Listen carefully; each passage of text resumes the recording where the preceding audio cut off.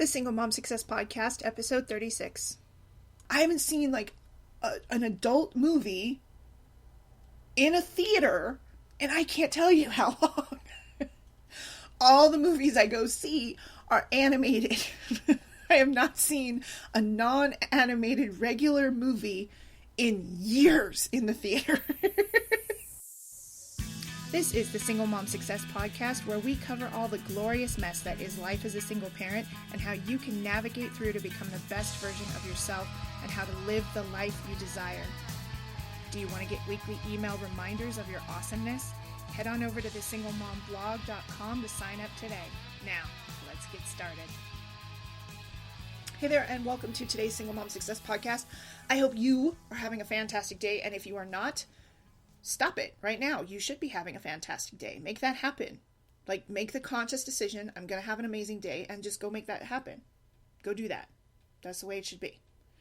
I do apologize for a little bit of a lag in podcasts. We've been dealing with some things going on. It's almost the end of the school year, so obviously we're dealing with all of that. There's parent-teacher conferences, there's meetings, there's, okay, what are we doing? And especially if you have a special needs child, you are very familiar with this whole, okay, what's next year going to look like, right? That whole planning that needs to happen, because you can't just go on summer vacation. You have to know before, or at least start getting a jump on what are we doing for next year. There's IEPs to worry about and end of year closeouts. And for my boys, because they are teenagers and we're working on what's life going to look like for them after high school, there's a lot more planning involved in that. And we are working on all of that stuff. Excuse me. Also, we have started looking into some other additional help and resources for my son Gage, who has the more significant delay. And that's where the topic of this podcast kind of came from. Currently, I just recently started the boys in a support group, I guess. I don't know if it would be a support group necessarily, but I guess it kind of would be. It's a group for adolescents who have traumatic brain injuries. And I was so super psyched to find this group, because one of the revolving themes around a lot of the explosive outbursts that have come from my son Gage recently were, you don't understand what this is like. And it's very true. I don't. I understand the repercussions of it. I'm the one who deals with the, the blunt side of the brain injury, but I don't know what it's like inside his head. I don't know what it feels like. I don't know what it's like to have my brain betray me, basically. To want to do something a certain way and not be able to do it. To understand or know that I should be able to control my temper, but absolutely not being able to make that happen, right? To not fully grasp the concept of something that should be so very simple for me.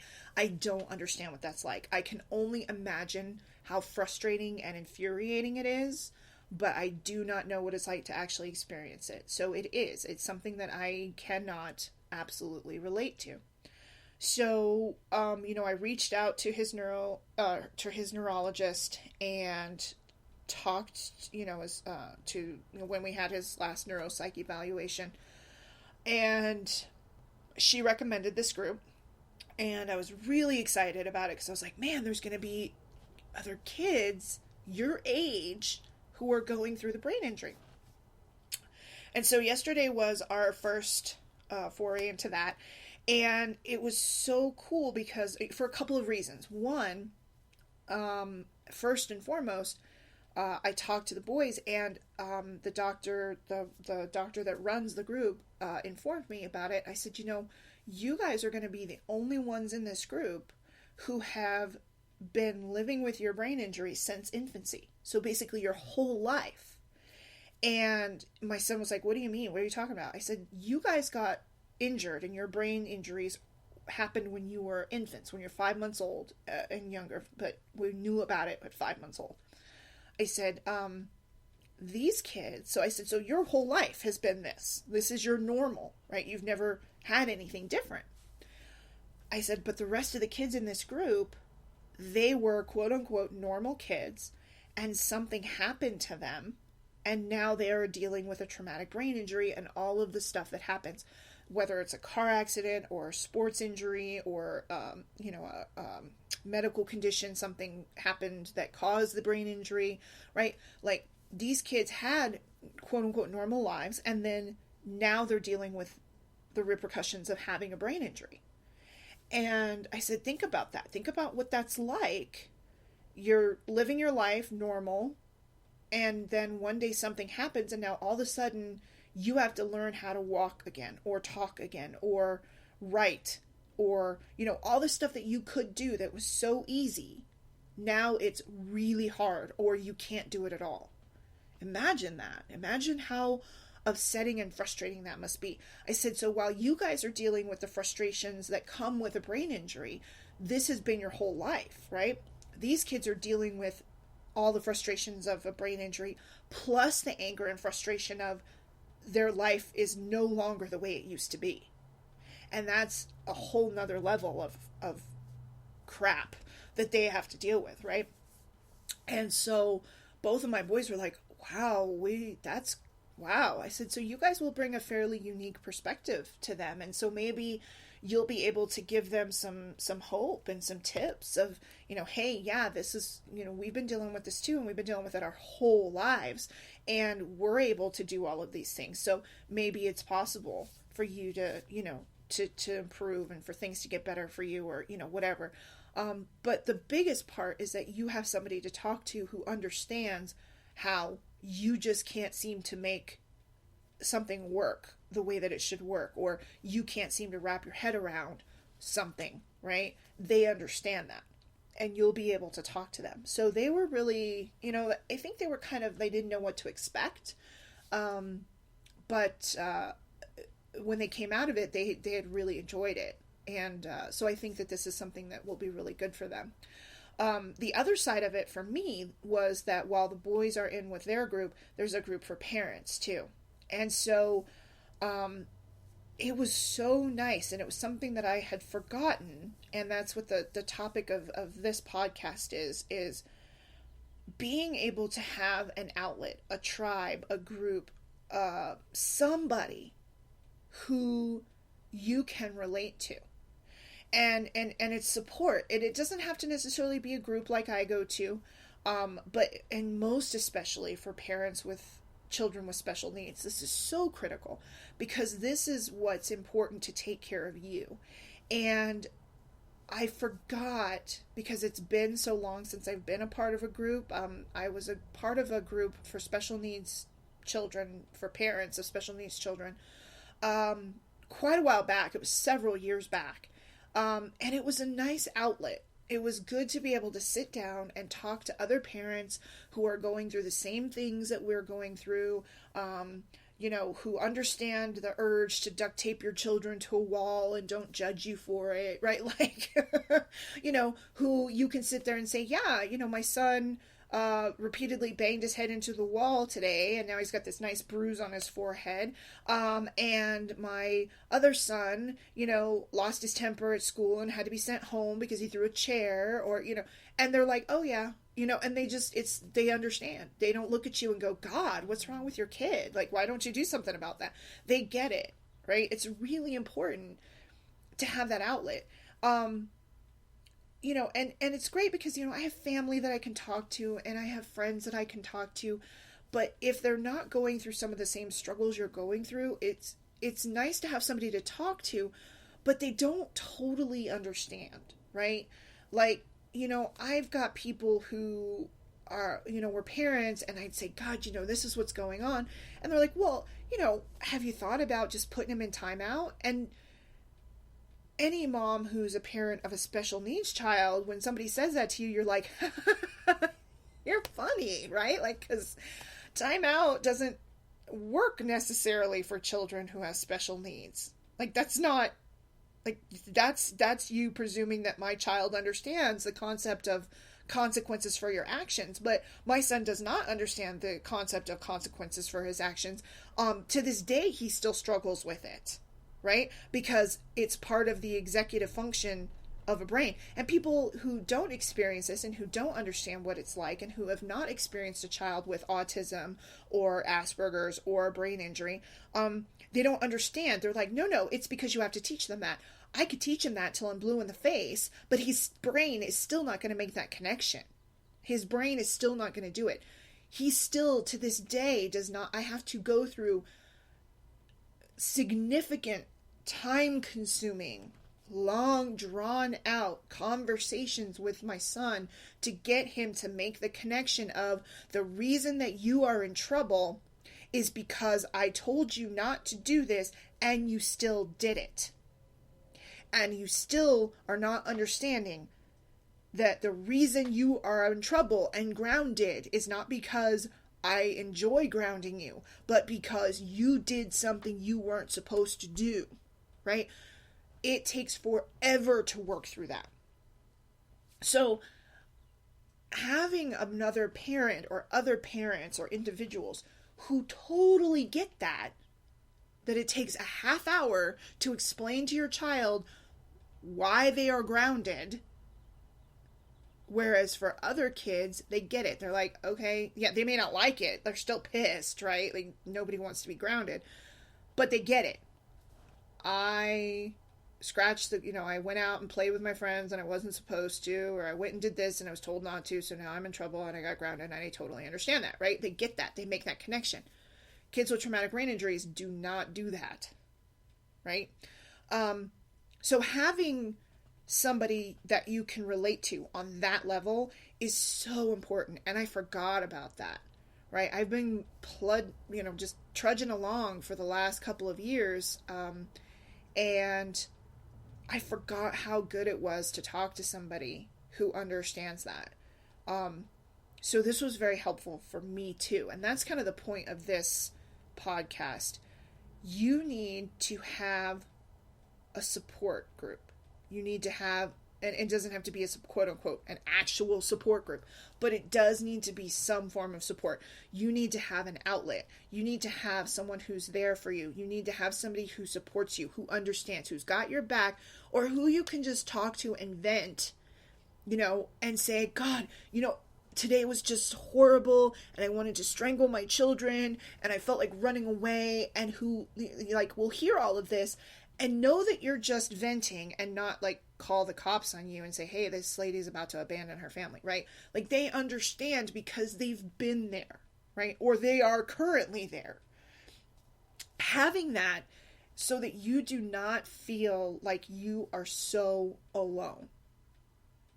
Like you are doing this all by yourself. You have nobody to help. Nobody understands, right? It's just like my son said, you don't understand what this is like. And I looked at him and I said, you don't understand what this is like. I don't understand what it's like from your side, but you don't understand what it's like from my side. And especially if you have a special needs child, it is so draining sometimes. It takes so much of your energy, so much of your being, so much of your time. And it's like slowly dying, and I know that sounds super dramatic, but anytime I go around with my son where we have a blowout and we've got to work through it and we got to get it figured out, after it's done, I come in my room and it's literally the most exhausted I ever feel.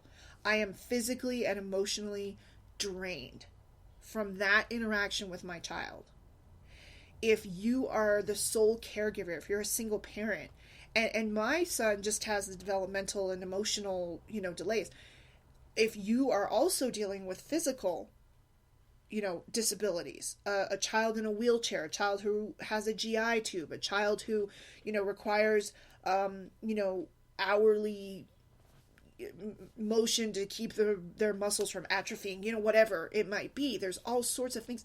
You have to be able to have someone or, who is going through that with you, or someone who understands what you're going through so that you can vent, so that you have that community, so that you have that support around you. It's so important. It's so important to not feel like you're this lonely little island just doing it all alone and you don't have anybody out there. It can be very lonely and hard to be the parent of a single, or to be the single parent of a special needs child. It can be very lonely and hard to be the parent, a two-parent family of a special needs child, right? Because you're both going through it, and you have each other, but you also need other people, right? I've met tons of couples who, having a special needs child, it's put a major strain on their relationship. There was a lady in group last night who said, because we can't leave our son alone, our relationship has suffered. We can't go out on a date at night because we can't leave him alone. We can't do this, we can't do that. And, last night was my first night in the group. So I was sort of, I was putting my opinions out there and I was talking about my situation. But I didn't feel comfortable yet, just like saying, hey, you should look at this. But the first thing that popped in my head was, find someone who will stay home with your son and just hang out with him for a couple of hours. He's 17, right? Yes, he's, in a wheelchair. Yes, he has needs, but he's still a 17-year-old boy, right? If he likes playing video games, maybe someone could just hang with him for a couple of hours, play some video games while you and your husband go out to dinner, right? There's got to be some sort of resource or something that you can do. But so often we feel so isolated that it doesn't occur to us to reach out for help, right? Like I still struggle with it. I still, to this day, struggle with asking my family, hey, would you mind watching the kids for me so I can do this, right? I don't have a social life, really. I don't go out, but I also don't necessarily have the desire to do that. I mean, I'm almost 40 and I've sort of lost it's not as fun for me as it used to be. I need to find other things. Like going out to a bar is not, I don't enjoy it like I used to. I get there and I'll maybe go and sing a little karaoke and have a drink or two. And then I'm like, okay, it's loud, it's annoying, and people are getting drunk and stupid. And I have no tolerance for that anymore. Which is probably why me and my ex don't get along as well. But that's another point. But yeah, I still need to work on this myself. This is something that is super important, but I completely lost sight of. Like, I tell people this all the time. It's sort of like the whole thing that parents do, right? Do as I say, not as I do. I tell people all the time, you need to go out. You need to find somebody to be supportive of you. You need to find a group. You need people to talk to. And here I am on my own little, Heather Island, just trudging away. And I forgot how nice it was to be able to sit down with other people and just release, right? Because I know that these people get me and I get them, at least on our child's level, like of the things that we go through.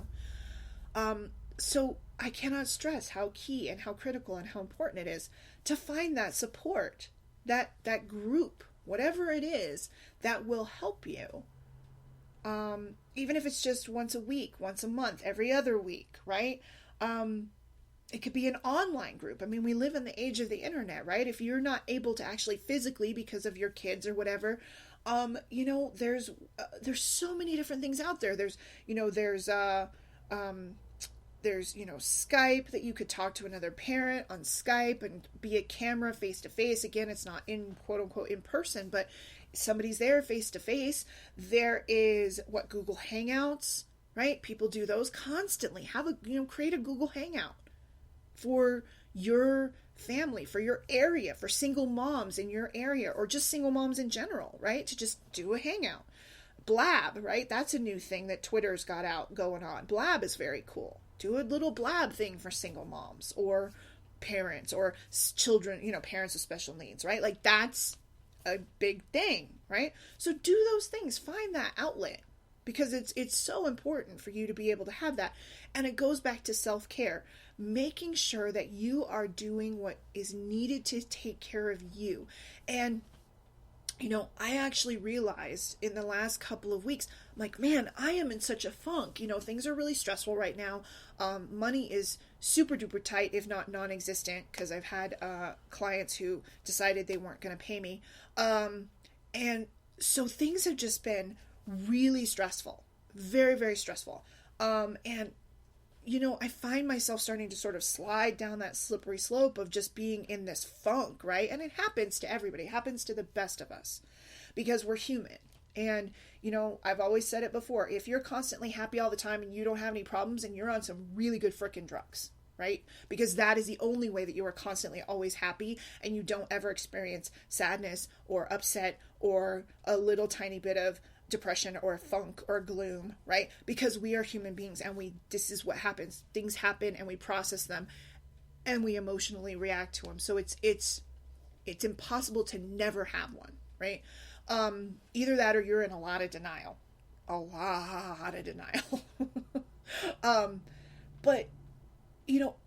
I started to realize, I'm like, man, in the last couple of weeks, I have been in this super funk, right? I've been like, I don't really want to get out of bed.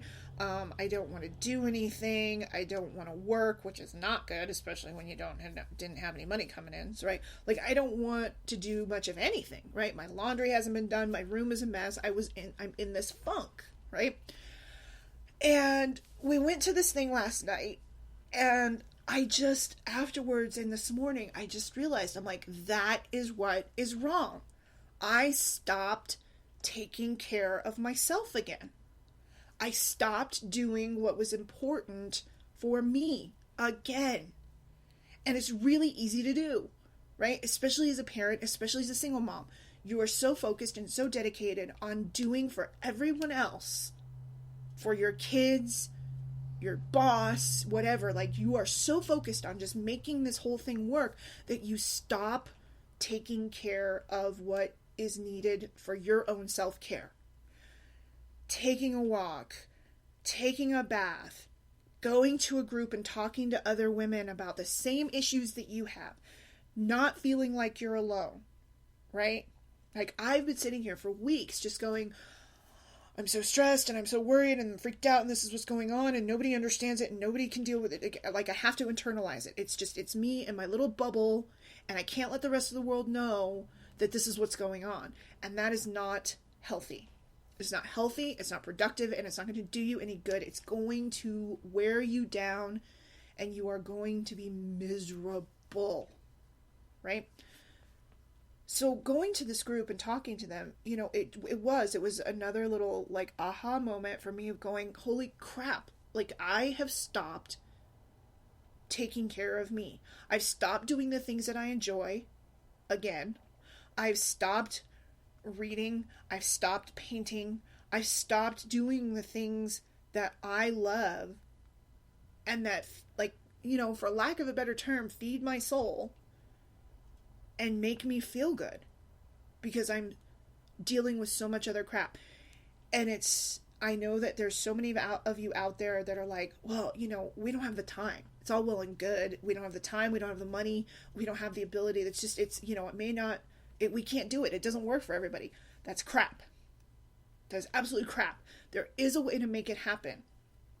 And I'm not sitting here saying abandon your children and go live in Paris, though the fantasy is there.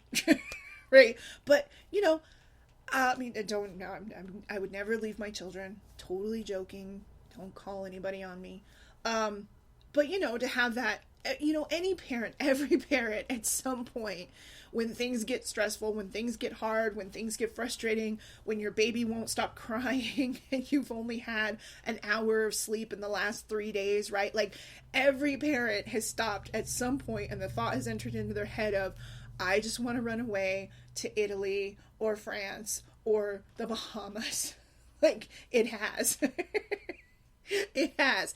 Everybody has, because it's human. It's natural to be like, Calgon, take me away. I just want to be away, right? Everybody has thought that, right? But obviously running away is not the answer. But, maybe if you need that time, right? You're like, well, I have a baby. I have a little baby. Okay. You need to do something for you. You need to do something that's peaceful, that's calming, that's good for you. Put the baby in the stroller and take a walk. It's spring, right? Go look at the flowers, right? Go to a garden. Go to the zoo. Your kids might enjoy it, but it's, of course, the zoo is stressful for me with 3 kids. But, if there's someone who can watch your child for an hour while, if you're still, if you still have young little ones, right? When they take a nap with them. You take a nap, right? And I know a lot of you are like me, but that's when I don't have to worry about taking care of the baby, so I can get this other stuff done, right? I can do the laundry, I can do this, I can do that. Yes, you could, but you can also do that when they go to bed at night. You can also do it another time. The laundry, while it may seem like it, will not take over your home, right? Right now, I think I'm close, but they haven't started walking around on their own yet, so I think I'm good, right? But take a nap. When your kid takes a nap, take a nap. You hear it all the time, especially for new moms. Everybody's like, when you get home, when your baby takes a nap, you nap. So many people, it's true. Take that time to take care of yourself, right? Or if you don't need a nap, maybe you don't need a nap. So if you can't do a nap and, your baby goes down for, 45 minutes and you like to read. Feed your soul. Do the things that make you happy. If you draw. If you're a painter, paint. If you knit, crochet, whatever. Something that feeds your soul.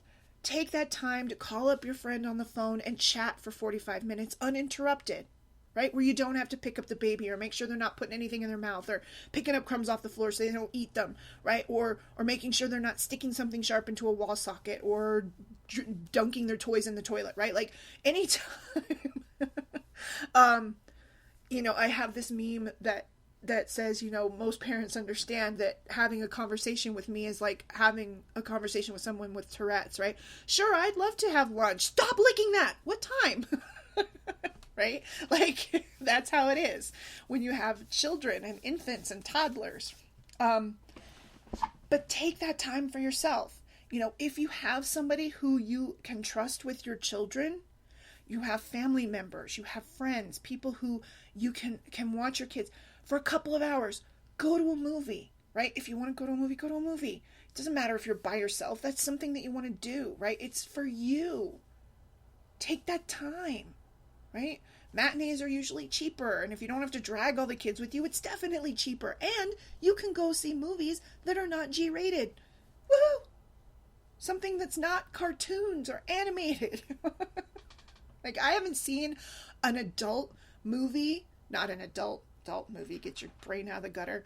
I haven't seen, like, an adult movie in a theater, and I can't tell you how long. All the movies I go see are animated. I have not seen a non-animated regular movie in years in the theater. So go do it, right? If that's what you want to do, go, right? Do those things. It's so important to take care of yourself. Take a nap. While your baby's 45 minutes, if they're sleeping, keep the baby monitor next to you. Go take a freaking bubble bath. Just soak, The world will not stop functioning if you take a minute and just take 5, right? Like, it will not stop spinning because you stopped and took yourself out of it for a half hour or an hour to take care of yourself. And like I said, I forgot. And it's so easy. It's so easy to get stuck. Just day to day, on and on, especially having special needs children. You have so much to deal with. It is so easy to forget about yourself. So easy. So that is the focus of the podcast. So today, what I want you to do right now, after you finish listening to this, write down 5 things that you can do for yourself in the next coming weeks to take care of yourself. What do you need? What do you feel you really, truly need? And you might just be sitting there going, I just need a break. Cool. Call up a friend and be like, or while your kids are at school, take that break. Take it. Give yourself the time. And everybody will be like, I don't have time. I've got this, I've got that. That's crap. You have time. Figure it out. Make it work. You can do it. And it doesn't have to be an entire day of pampering at the spa. Like, I can't even do that crap because I'm like, there's something I should be doing right now. I can't. I can maybe do a couple hours tops, but I'm just like, okay, so there's things I should just be, no, I gotta go. I can't do it. But even if it's just a half hour, go sit outside with a cup of tea while your baby's taking a nap and just breathe. Just rest, relax, take the baby monitor with you. But whatever it is that you need to do that will feed your soul, that will help you, take it. It's important. If you need a support, find that group. Find those people. We are not meant to suffer alone in silence, right? You have people out there who are going through the same thing you're going through. You have people out there who are, and if you're introverted, I get it. Not everybody's good with going out into groups and talking or whatever. You can join those blab things. You can join an online group, maybe. Create an online group, right? You could be the mysterious face behind the single moms group in your area, right? But that doesn't, you don't have to show your face. You don't have to actually, and for some people, that's actually easier. If you're introverted, it's easier to go online and talk to people on Skype or on Blab or on Google Hangouts because you're not technically there in person and you're just a keystroke away from leaving, right? If things get upsetting or if you're uncomfortable, you can just beep, you're out, right? So for some people that's easier, but you still get that community. You still get those people that you can talk to. So find that, right? Because you have to take care of you. It is so critically important. And remind yourself, because like I said, I forgot.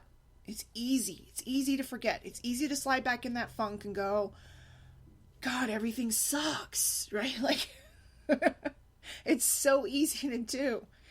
And being able to care for yourself and making sure that you're doing what is important, what is needed for you. It's not selfish. It's necessary. It's necessary. You're not taking away anything from your kids by doing it, right? Now, I'm not saying spend all the grocery money on a spa treatment, right? That's not what I'm saying. What I'm saying is, so your kids don't have anything to eat, but damn, don't you look good, right? That's not how it works, right? Only do what you can actually afford to do, obviously, but there's a lot of things that you can do for yourself that don't cost any money at all. Find them. And if you go to thesinglemomblog.com, and it's going to be thesinglemomblog.com/self-care, go to that, and there will be a list of things that you can do that are either free or inexpensive to care for yourself. Okay? To feed your soul so that you are the best version of yourself for your children. Because that's what it really boils down to. And my kids have noticed it. In the last couple of weeks, they're like, Mom, are you okay? I'm like, yeah, honey, I'm good. And they're like, are you sure? So when your kids start looking at you like something's wrong with you, it might be time for you to examine that. You might need a break. You might be in a bad place. So I hope that this was helpful. I hope you enjoyed it. Again, please go to thesinglemomblog.com. If you have not subscribed to our podcast, please do so. You can do so at iTunes and go and leave us some feedback. I love to hear from you guys. Let me know what you think about the show. And I hope that you have a fantastic day. Go do something today, right now, if you can, to take care of you. Take an extra long shower. Take a bath. Soak.